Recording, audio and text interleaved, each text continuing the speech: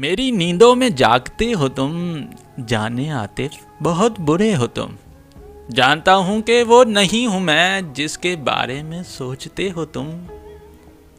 करके बेदखल मेरे ख्वाबों को, कौन से ख्वाब देखते हो तुम। क्या करूँ भूलने की कोशिश थी, पर मुझे याद हो गए हो तुम।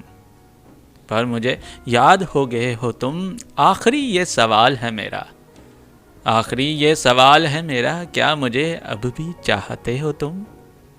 क्या मुझे अब भी चाहते हो तुम। आतिफ सईद साहब की खूबसूरत लिखी हुई शायरी आप सबकी समातों की नज़र की है, और क्या खूबसूरत लिखते हैं। आतिफ सईद साहब का भी एक अपना ही एक अलग अंदाज है, और खूबसूरत खुशबू भरा शायराना अंदाज है।